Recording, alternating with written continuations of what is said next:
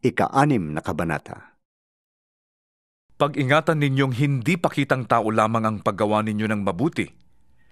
Kapag ganyan ang ginawa ninyo, wala kayong matatamong gantimpala buhat sa inyong amang nasa langit.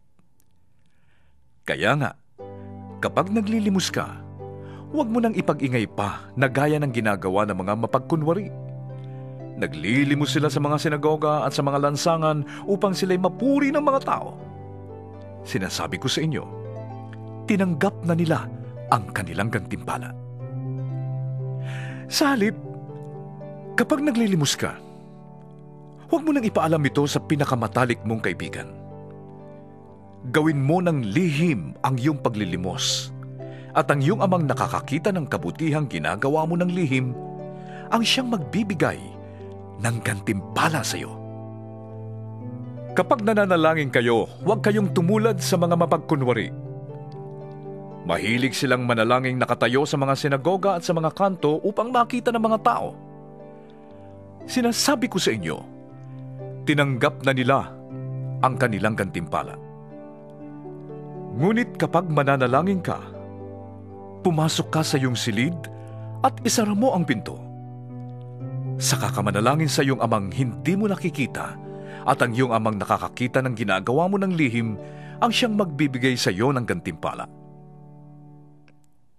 Sa pananalangin ninyo'y huwag kayong gagamit ng maraming salitang walang kabuluhan, gaya ng ginagawa ng mga hindi nakakakilala sa Diyos. Ang akala nila'y pakikinggan sila ng Diyos dahil sa dami ng kanilang salita. Huwag ninyo silang tutularan. Alam na ng inyong Ama ang inyong kailangan bago pa ninyo ito hingin sa Kanya. Ganito kayo mananalangin: Ama naming nasa langit, sambahin nawa ang pangalan mo. Naway maghari ka sa amin. Sundin nawa ang iyong kalooban dito sa lupa tulad ng sa langit. Bigyan mo kami ngayon ng aming kakainin sa araw-araw. At patawarin mo kami sa aming mga kasalanan, tulad ng pagpapatawad namin sa mga nagkakasala sa amin. At huwag mo kaming hayaang matukso, kundi iligtas mo kami sa masama. Sapagkat kung pinapatawad ninyo ang mga nagkakasala sa inyo, patatawarin din kayo ng inyong Amang nasa langit. Ngunit kung hindi ninyo pinapatawad ang mga nagkakasala sa inyo, hindi rin kayo patatawarin ng inyong Ama. Kapag kayo'y nag-aayuno, huwag kayong magmukhang malungkot na tulad ng mga mapagkunwari. Hindi sila nag-aayos upang malaman ng mga tao na sila'y nag-aayuno. Sinasabi ko sa inyo, tinanggap na nila ang kanilang gantimpala. Sa halip, kapag ikaw ay nag-aayuno, maghilamos ka at mag-ayos ng buhok, upang huwag mapansin ng mga tao na ikaw ay nag-aayuno. Ang iyong Amang hindi mo nakikita, ang tanging makakaalam nito. Siya na nakakakita ng ginagawa mo ng lihim, ang siyang magbibigay ng gantimpala sa iyo. Huwag kayong mag-impok ng mga kayamanan dito sa lupa. Dito'y may naninirang bukbok at kalawang at may nakakapasok na magnanakaw. Sa halip, mag-impok kayo ng kayamanan sa langit. Dooy walang naninirang bukbok at kalawang, at walang nakakapasok na magnanakaw. Sapagkat kung saan naroroon ang iyong kayamanan, ay naroroon din ang iyong puso. Ang mata, ang pinakailaw ng katawan. Kung malinaw ang iyong paningin, paliliwanagan ang iyong buong katawan. Ngunit kung malabo ang iyong paningin, mapupuno ng kadiliman ang iyong buong katawan. Kaya't kung ang liwanag mo'y kadiliman, talagang napakadilim yan. Walang aliping makakapaglingkod sa dalawang Panginoon, sapagkat kapopuotan niya ang isa at iibigin ang ikalawa, paglilingkuran ng tapat ang isa at hahamakin ang ikalawa. Hindi kayo maaaring maglingkod sa Diyos at sa kayamanan. Kaya't sinasabi ko sa inyo, huwag kayong mabalisa tungkol sa inyong kakainin, iinumin o isusuot. Hindi ba't ang buhay ay higit na mahalaga kaysa pagkain at ang katawan kaysa damit? Masdan ninyo ang mga ibon. Hindi sila nagtatanim ni umaani o kaya'y nagtitipon sa kamalig. Ngunit pinapakain sila ng inyong amang nasa langit. Hindi ba't higit kayong mahalaga kaysa mga ibon? Sino sa inyo ang makapagpapahaba ng kanyang buhay kahit kaunti man lamang sa pamamagitan ng kanyang pagkabalisa? At bakit kayo nababalisa tungkol sa pananamit? Isipin ninyo kung paano tumutubo ang mga bulaklak sa parang. Hindi sila nagtatrabaho ni gumagawa ng damit.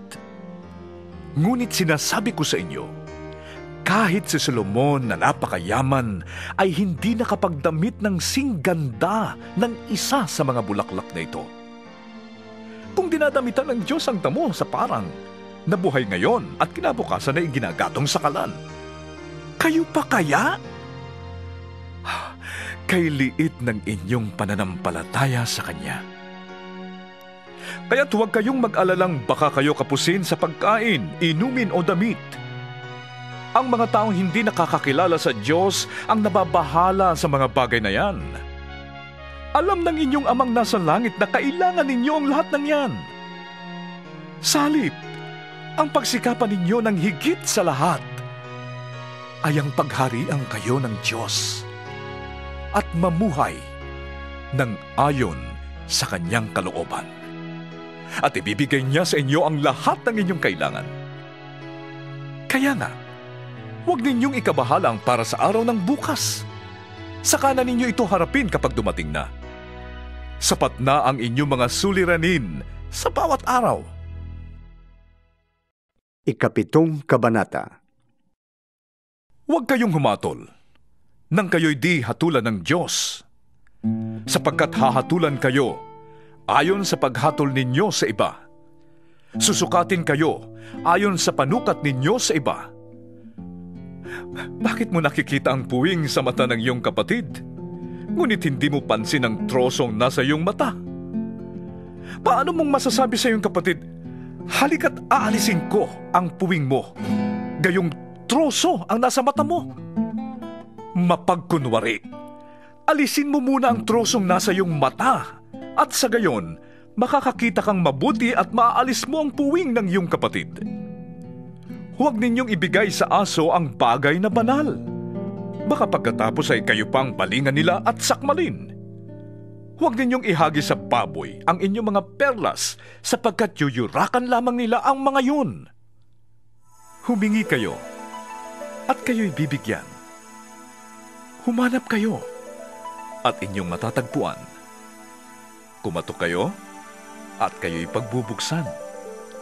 Sapagkat tatanggap ang bawat humihingi, makakakita ang bawat naghahanap, at pagbubuksan ang bawat kumakatok.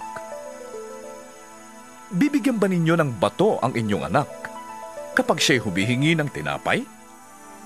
Bibigyan ba ninyo siya ng ahas kapag siya'y humihingi ng isda?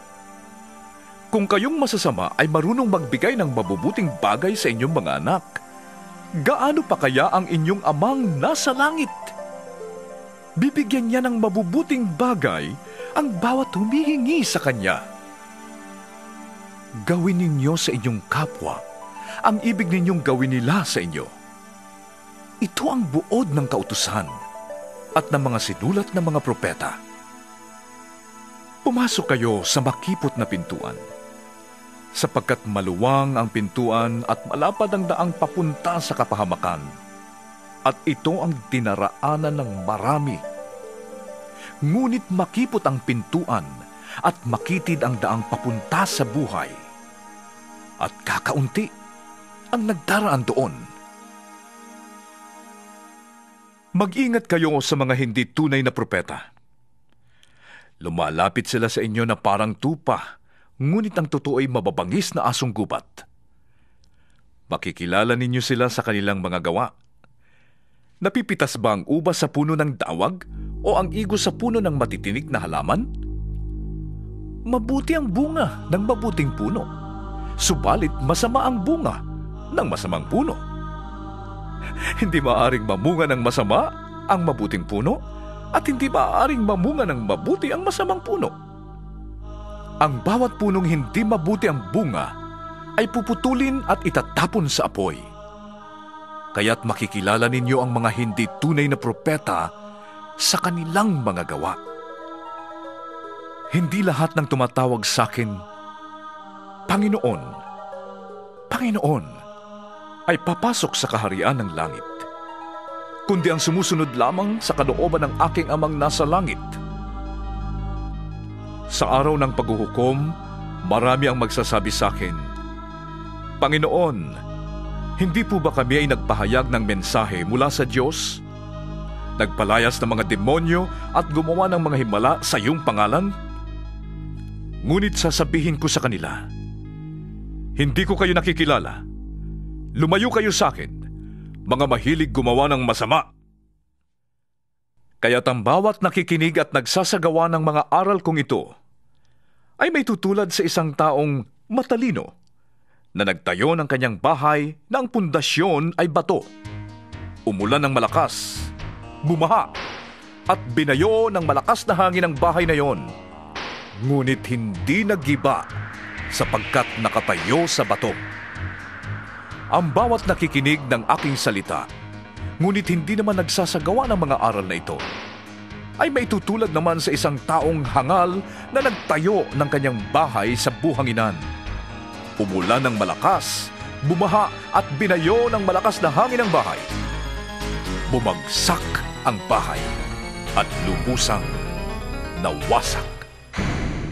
Namangha kay Jesus ang mga tao nang kanilang marinig ang mga turong ito, sapagkat nagturo siya ng may kapangyarihan, hindi tulad ng mga tagapagturo ng kautusan.